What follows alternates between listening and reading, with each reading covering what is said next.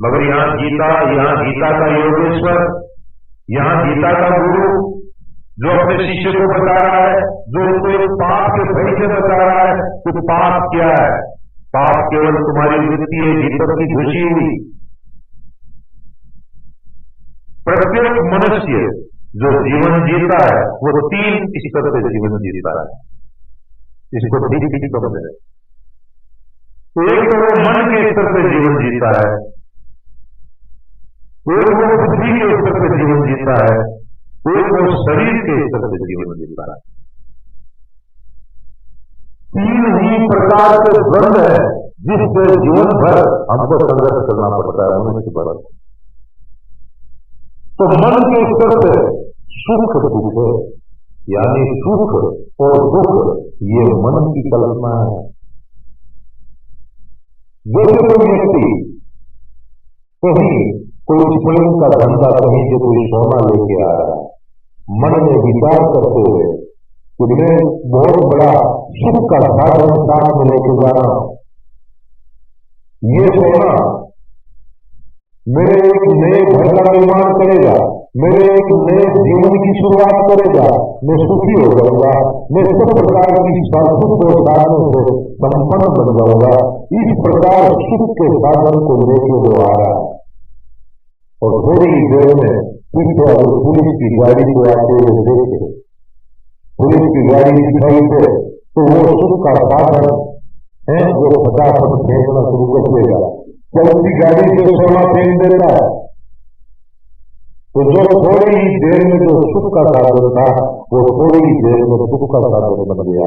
तो सुख और दुख ये केवल मन का विषय है।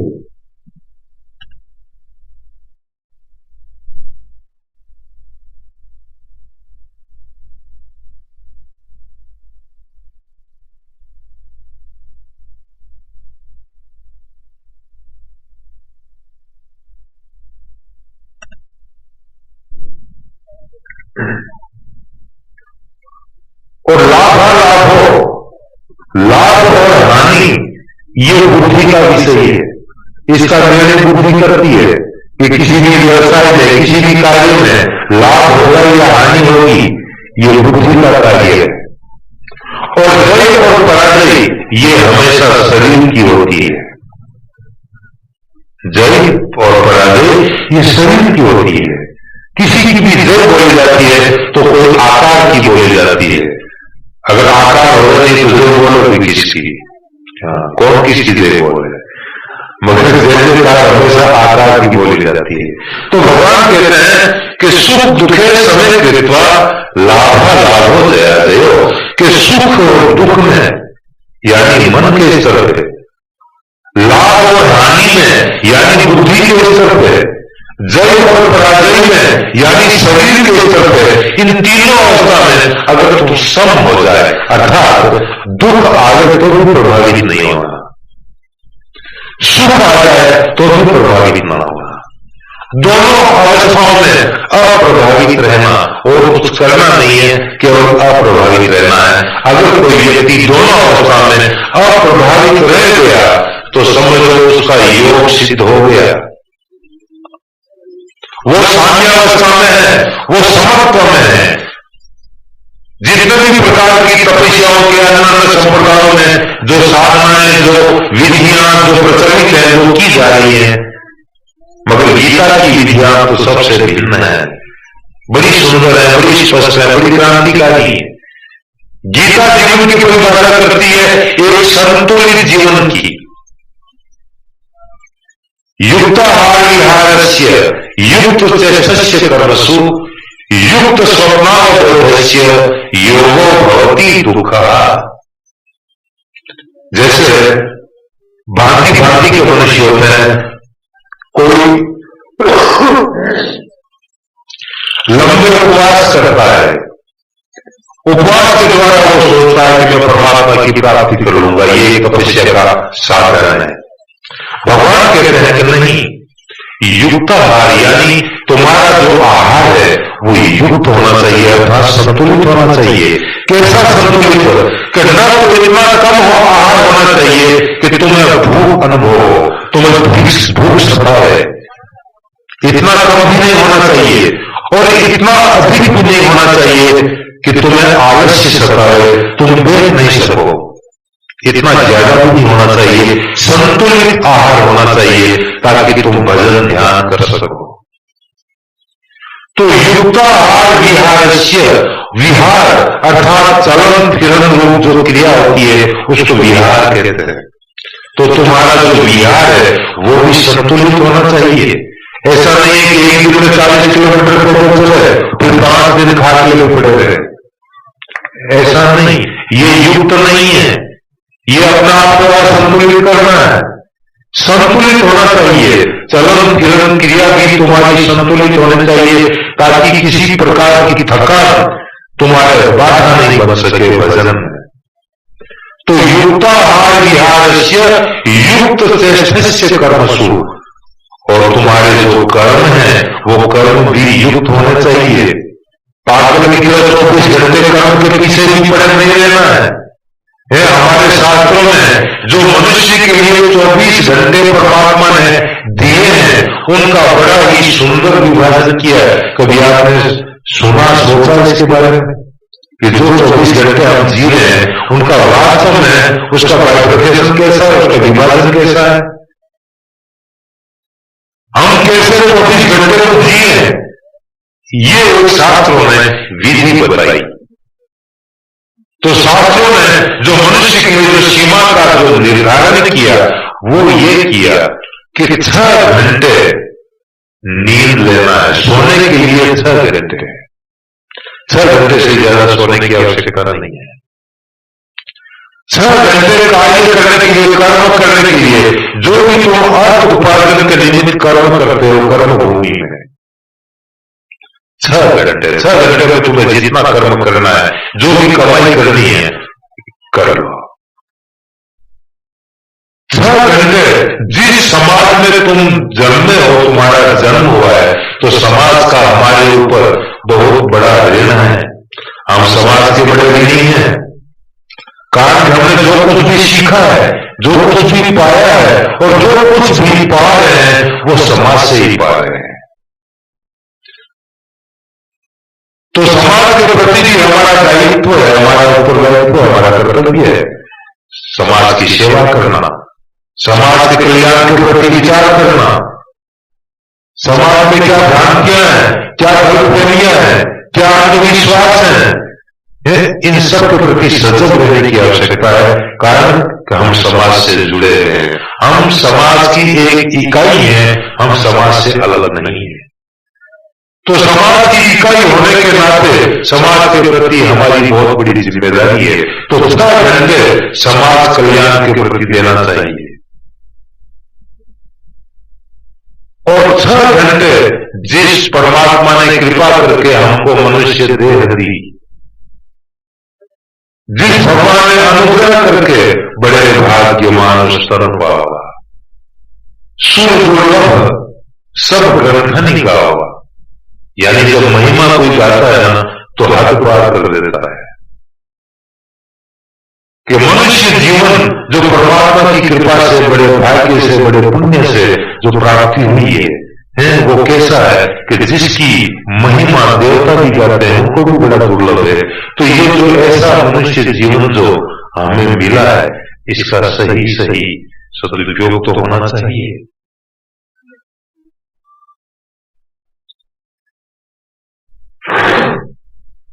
मैं विषय ही भूल गया।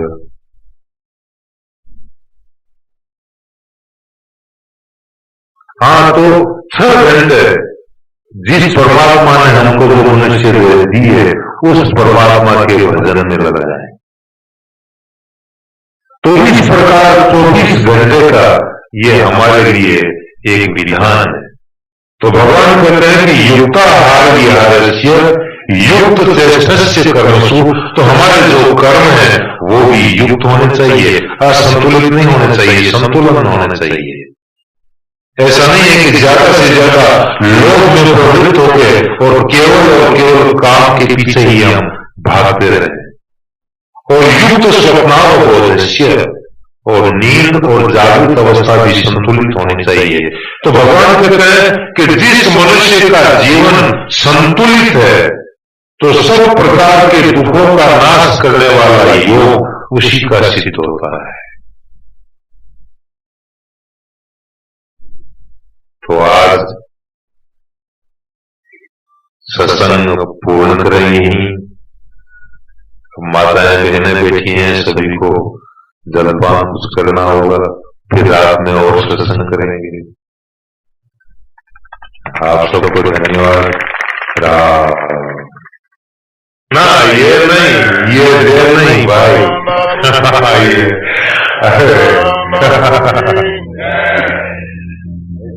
भजन और कौन सा करना है? तो जो रात दिन भजन में लगा हुआ व्यक्ति, उसके लिए भी ये नियम नहीं है कि अंत काल में आपका नाम आ जाए, आपकी स्मृति आ जाए। नाम जो है स्मृति विस्मृत भी हो सकती है, जैसा जड़ भरत के साथ हुआ है। आपने किस्सा सुना होगा जड़ भरत का। जड़ भरत अपनी मस्ती में एक नदी के किनारे पेड़ की छाया में सोया हुआ था, बड़ी मस्ती में सोया हुआ था। अचानक जंगल में किसी सिंह ने दहाड़ लगाई। जब सिंह की दहाड़ लगती है तो पूरे जंगल में अफरा तफरी मच जाती है, भागम भाग हो जाती है। एक कारण वो दहाड़ ऐसी होती है जैसी मेघ गर्जना हो। ये मालूम नहीं पड़ता कि आवाज किस दिशा से आ रही है, गर्जना ऐसी होती है। तो चारों तरफ पशु भागते हैं जान बचाने के लिए।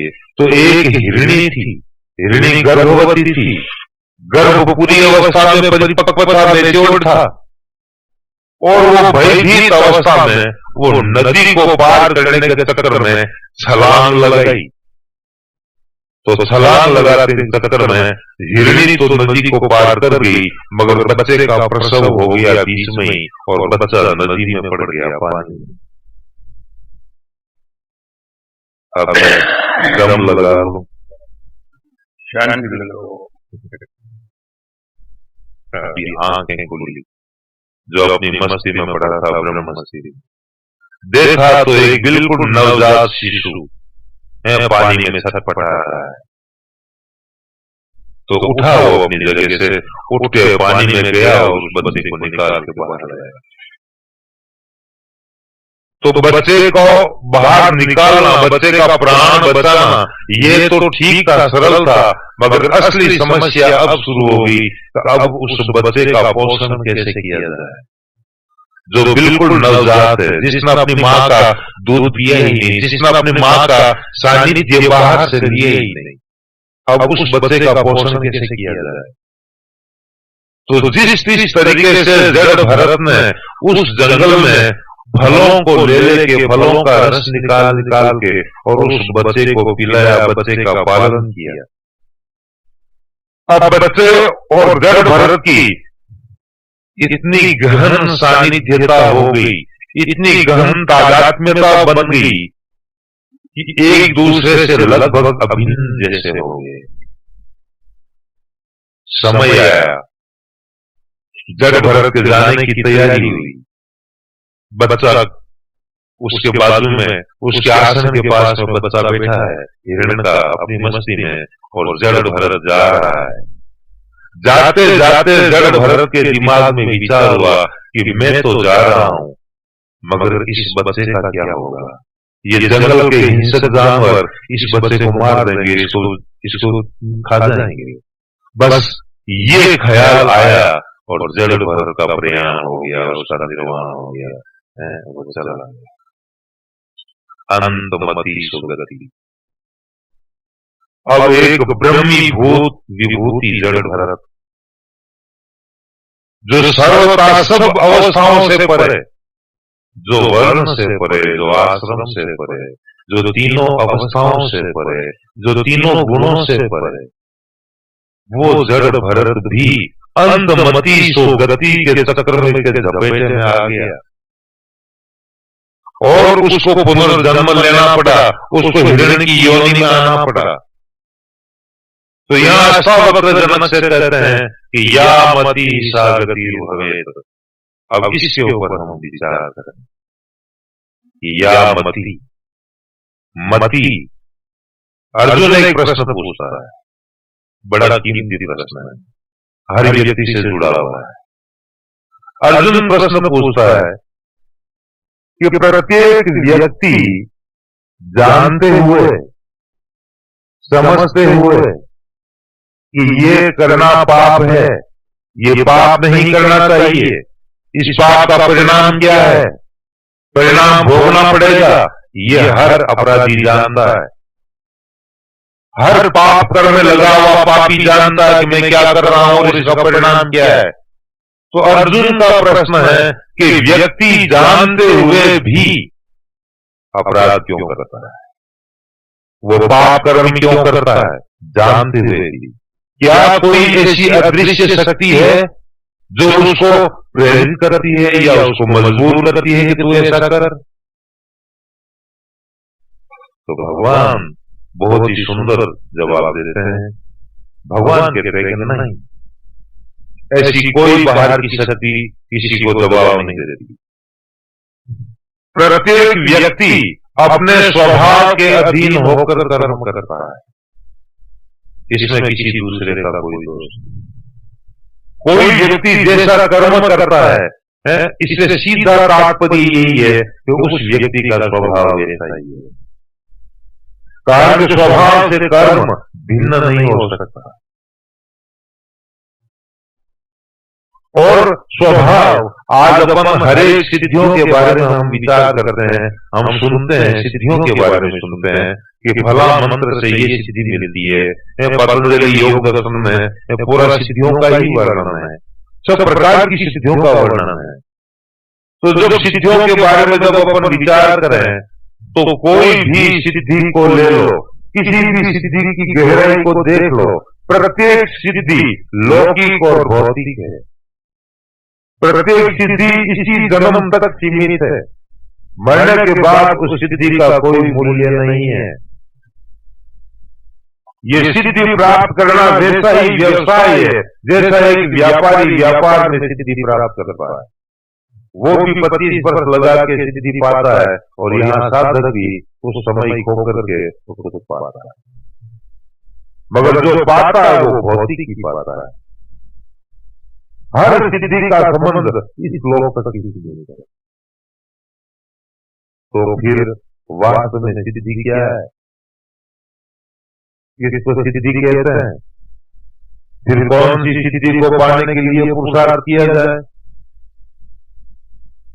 तो हमारी दृष्टि से और जैसा हमने संतों से सुना है, जैसा हमने पूर्वजों से सुना है, तो उनका अपना अनुभव है जो आज हमारे भी काम आ रहा है, सभी के भी काम आएगा। कि जिस व्यक्ति ने अपना स्वभाव सुधार लिया, जिस व्यक्ति ने अपना स्वभाव बदल लिया, उसने जीवन में सबसे बड़ी सिद्धि प्राप्त कर ली। इससे बड़ी कोई सिद्धि नहीं। कारण के स्वभाव जो तुम्हारा है वो केवल इसी जन्म का नहीं है, ये ध्यान रखें। ये तुम्हारा आज का इस जन्म का जो स्वभाव लिए हुए तुम जी रहे हो, ये स्वभाव तुम्हारा अनेक जन्मों का योग है।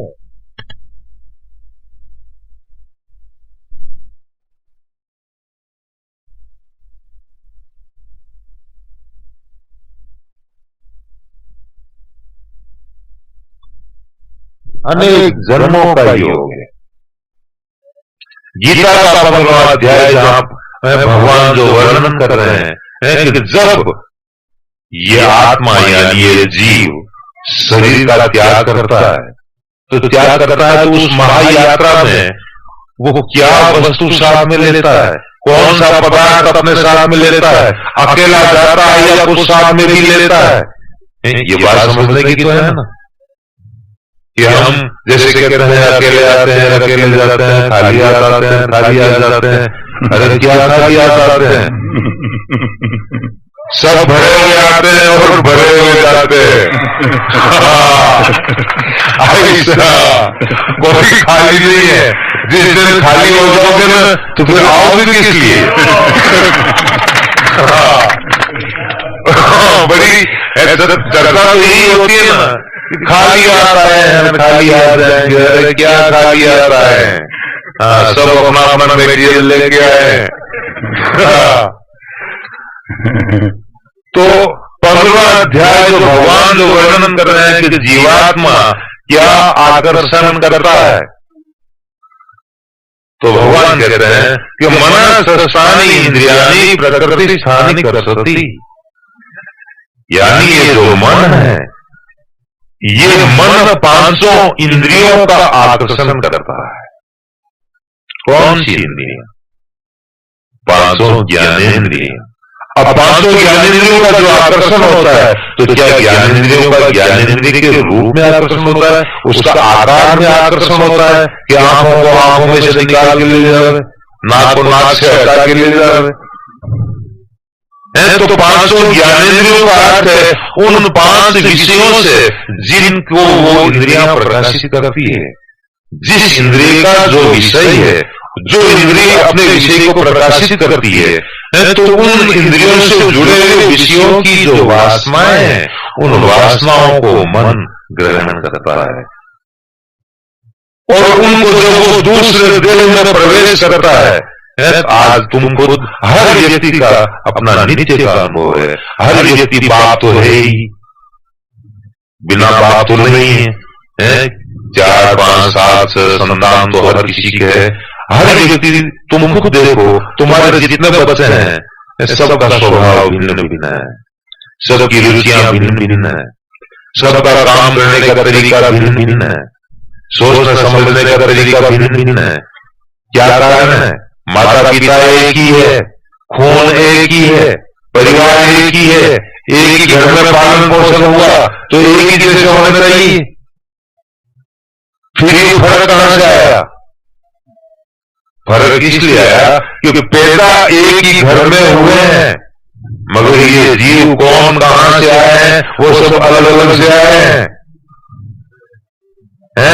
जो बच्चा आपके घर में अभी अभी जन्मा है, जिस बच्चे का अभी अभी आपके घर में जन्म हुआ है, वो बच्चा कुछ समय पहले कहीं बुढ़ा रह चुका। क्या समझे? जो बच्चा अभी जन्मा है शिशु के रूप में, वो बच्चा कुछ समय पहले पूरा जीवन बिता चुका और पूरे जीवन भर की चालाकियां, होशियारियां साथ लेके आए। हाँ, खाली नहीं आए। हाँ, खाली नहीं है, खाली होने का सवाल ही क्या है। इसलिए स्वभाव के ऊपर ध्यान देने की आवश्यकता है। अगर कोई व्यक्ति अपना कल्याणकामी बने, जैसा भगवान ने एक बड़ा चेतावनी वाक्य कहा है कि उद्धरेद आत्मनात्मानम आत्मानम अवसादयेत, यानी एक चेतावनी मनुष्य मात्र के लिए है कि हे मानव, तू अपने आप का उद्धार कर, अपने आप का पतन मत कर। अब ये बात कोई एक सामान्य मनुष्य नहीं कह रहा है, ये स्वयं जगत नियंता जिसको अपन परमात्मा मानते हैं, चाहे हम अवतार पुरुष माने, चाहे हम महापुरुष माने, किसी भी भाव से माने, कुछ तो थे ही। उस महापुरुष के मुख से निकली हुई वाणी है, वो एक चेतावनी दे रहे हैं मनुष्य मात्र को कि तुम अपने आप का उद्धार करो, अपने आप का कल्याण करो, अपने आप का पतन मत करो, अर्थात तुम ऊर्ध्वगामी बनो, अधोगामी मत बनो। तुम श्रेष्ठ की तरफ अग्रसर बनो, तुम शिखर पर पहुंचो, तुम नरकगामी मत बनो। तो प्रथम तो ये बात है कि अपना उद्धार करना, अपना पतन करना मनुष्य के हाथ की बात हुई ना। अगर ऐसा नहीं होता तो फिर ऐसा उपदेश भी नहीं होता, ऐसा आदेश भी नहीं होता, और होता तो गलत होता। फिर उनकी बात में जो है कि सत्य नहीं होता। मगर जब आदेश पूर्वक कहा जा रहा है कि अपना उद्धार करो, अपना पतन मत करो, तो ये दोनों ही अपने हाथ की बात है कि तुम चाहो तो महापुरुष बन सकते हो। मनुष्य चाहे तो वो अपने कर्मों से देवत्व की प्राप्ति कर सकता है। मनुष्य चाहे तो वो देवाधिराज इंद्र बन सकता है, मनुष्य चाहे तो वो परमात्मा की गोद में बैठने का अधिकारी बन सकता है, और मनुष्य चाहे तो वो घोर नरक में भी पहुंच सकता है।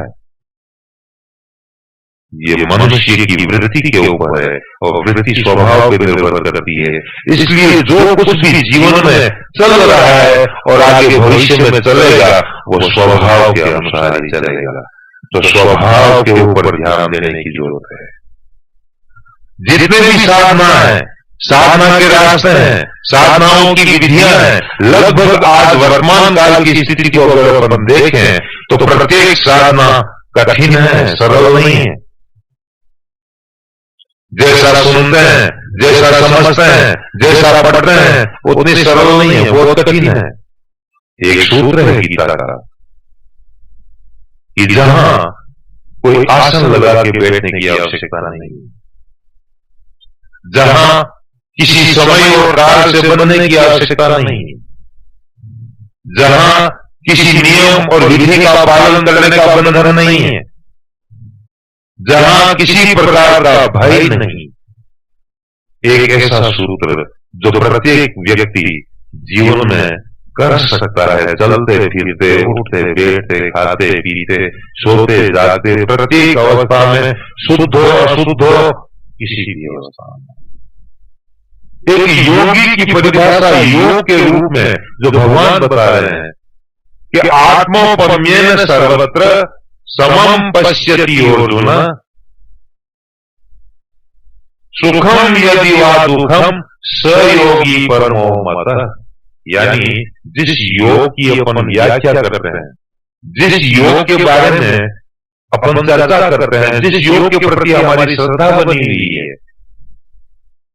हम योग की तरफ अग्रसर होते हैं, तो भगवान ऐसे योगियों में सर्वोपरि परम योगी किसको मानते हैं, सर्वश्रेष्ठ योगी किसको मानते हैं? दम लगा